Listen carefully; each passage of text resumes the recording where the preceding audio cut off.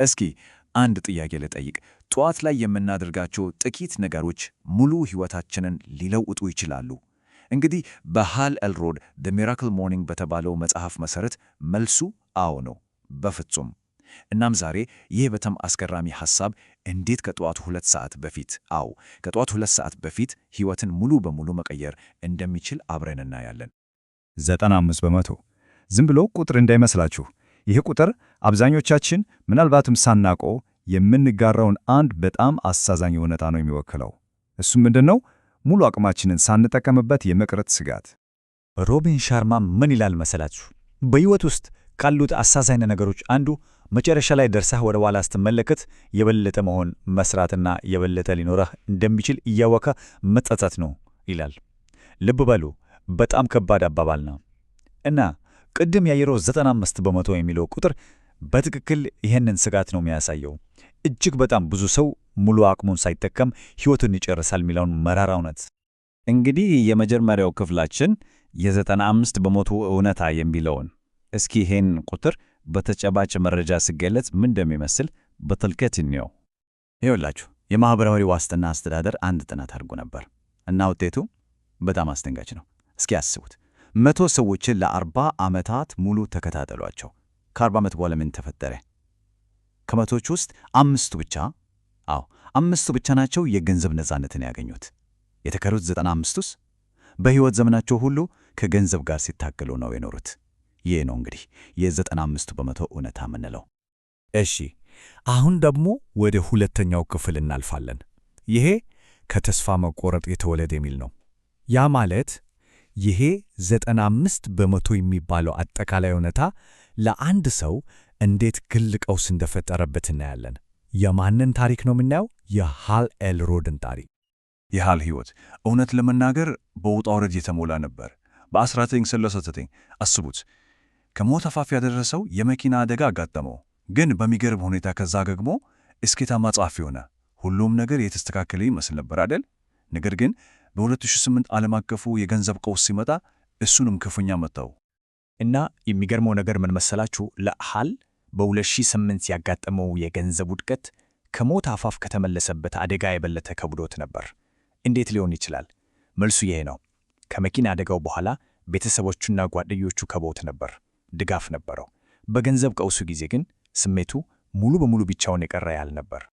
የችግሩን ክብደት ለማሳየት ይሄ ቁጥር ብቻ በቂ ነው። $425,000 ዕዳ ውስጥ ነበር። ይሄ ግን ዝም ብሎ የገንዘብ መጠን አልነበርም። የተስፋ መቆረጥ፣ የውድቀት፣ የብቸኝነት ክብደት ነበር። እሺ፣ ወደ ሦስተኛው ክፍል መጥተናል። የሯጭ መገለጥ። ከዚህ ሁሉ ጥልቅ ተስፋ መቆረጥ ውስጥ አንድ ያልተጠበቀ የመፍትሔ ብርሃን ፈነጠቀ። በዚህ ተስፋ መቆረጥ ውስጥ ሆኖ አንድ ጥያቄ አእምሮን መቆጣጠር ጀመረ። ስኬት ማለት የምናሳድደው ነገር ሳይሆን በምንገነባው ማንነት ወደኛ የሚመጣ ነገር ቢሆንስ የሚል እና ይህ ጥያቄ ሁሉንም ነገር ሊለውጥ ነበር። እናም መልሱ የመጣው በሩጫ ላይ ሳለ ከሰማው የጂም ሮን አባባል ነበር። ጂም ሮን ምን አለ? የስኬቴ ደረጃ ከግል እድገቴ ደረጃ አልፎ አልፎ ነው የሚበልጠው። ይህኔ ነው በቃ ልክ እንደ መብረቅ የመጣው። ይሄ አባባል ዘ ሚራክል ሞርኒንግ ለሚባለው ፍልስፍና ሁሉ መሠረት ሆነ። በቃ ሃል እዚህ ላይ አንድ ወሳኝ ነገር ተገነዘበ። የውጭው ዓለሙ የውስጡ ነጸብራቅ እንደሆነ፣ እሱ የሚፈልገውን የደረጃ 10 ስኬት ለማግኘት መጀመሪያ ራሱ ደረጃ 10 የሆነ ማንነት መገንባት እንዳለበት ገባው። አራተኛው ክፍላችን ሕይወት አድን ልምምዶች ወይም SAVERS ይባላል። እሺ፣ ሐሳቡ ገብቶታል። ግን ይህንን የግል እድገት በተግባር እንዴት አዋለው? በቃ ከዚህ መገለጥ ተነስቶ አንድ የተደራጀ የጠዋት ልምምድ ፈጠረ። ያው ለዚህ ወሳኝ ሥራ ጊዜ መመደብ ነበረበት። እሺ፣ ማታ ላይ ልሥራው ቢል አይሆንም። ቀኑን ሙሉ ሰርቶ ይደክማል። ከሰዓት በኋላስ? እሱም አይሆንም። በሥራና በሌሎች ጉዳዮች መተመድ አለ። ብዙ ሰበቦች ይኖራሉ። እናም በማስወገድ ሂደት ብቸኛውና ትክክለኛው አማራጭ ጠዋት እንደሆነ ተረዳ። ቀኑ ከመጀመሩ በፊት ምንም አይነት ሰበብና ማስተጓጓያ በሌለበት ሰዓት። እናም የፈጠራቸውን የእነዚህ 6 ልምምዶች የዘ ሚራክል ሞርኒንግ መሠረት ናቸው። በእንግሊዝኛው ምህጻረ ቃል SAVERS ይባላሉ። ሕይወት አድን እንደማለት ነው። እስኪ እንያቸው። ኤስ ለሳይለንስ ወይም ዝምታ ነው፣ ለማሰላሰል እና አእምሮን ለማረጋጋት። ኤ አፍርሜሽንስ ነው ወይም ማረጋገጫዎች በራስ መተማመንን ለመገንባት። ቪ ቪዥዋላይዜሽን ነው በአእምሮ ስኬትን መሳል። ኢ ደግሞ ኤክሰርሳይዝ ወይም የአካል ብቃት እንቅስቃሴ ለኃይል እና ለጉልበት። አር ሪዲንግ ነው ንባብ አዲስ ነገር ለመማር። እና የመጨረሻው ኤስ ስክራይቢንግ ወይም መጻፍ ሐሳብን ለማጥራት እና ለማደራጀት። እሺ አሁን የመጨረሻው ክፍላችን ላይ ደርሰናል። የደረጃ 10 ሕይወት እና ጥያቄው ይሄ ነው። ይሄ ቀላል የሚመስል የጠዋት ልምምድ በእርግጥ ለውጥ አመጣ? መልሱ አዎ። ውጤቱ በጣም አስደናቂ ነበር። ለውጡ ምን ያህል ፈጣንና አስገራሚ እንደነበር ልንገራችሁ። ከ2 ወር ባነሰ ጊዜ ውስጥ አስቡት። ሃል ከነበረበት ዕዳ ሙሉ በሙሉ ወጣ። ገቢውን ከእጥፍ በላይ አሳደገ እና ያ ሁሉ ድብረት በኃይልና በትኩረት ተተካ። እናም ይሄ ያህል የግል መፍትሄ እዛው አልቀረም፣ በፍጥነት ተሰራጨ።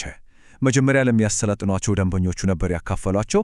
ከዚያ ግን ሐሳቡ ተስፋፍቶ ብዙም ሳይቆይ በዓለም ዙሪያ በሺዎች የሚቆጠሩ ሰዎችን ሕይወት የሚቀይር ትልቅ ንቅናቄ ሆነ።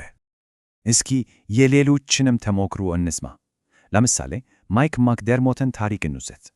ይህን ልምምድ ከጀመረ በኋላ ገቢው ከእጥፍ በላይ ጨምሯል። በሕይወቱም ከመቼውም ጊዜ በተሻለ ጤንነት እና ቅርጽ ላይ እንደሚገኝ ነው የሚናገረው። ለውጡ በገንዘብ ላይ ብቻም አይደለም፣ በጤና ላይም ጭምር ነው። ዊሊያም ሆገን የሚባል ሰው 25 ፓውንድ ከመቀነሱም በላይ ሕይወቱ ከመቼውም ጊዜ በላይ በደስታና በምርታማነት እንደተሞላ ይናገራል። ምናልባት ከሁሉም በላይ የልምምዱን ስሜታዊ ተጽዕኖ የሚገልጸው የጆዜፍ ዲዮሳና ምስክርነት ነው። ምን አለ መሰላችሁ? ዘ ሚራክል ሞርኒንግ እያንዳንዱን ቀን ልክ እንደ ገና በዓል እንዲሰማኝ ያርጎኛል። በእውነት ይላል። አስቡት በየቀኑ እንደዚህ መሰማት። እንግዲህ ታሪኩ የጀመረው በዛ በ95% መራራ እውነታ ነበር አይደል? አሁን ግን ጥያቄው ወደ እያንዳንዳችን ይመልሳል። ሁላችንም የራሳችንን ሕይወት ታሪክ እየጻፍን ነው። የእኛ ቀጣይ ምዕራፍ ምን ይላል? እንዴት ነው የሚጻፈው? ምርጫው የራሳችን ነው።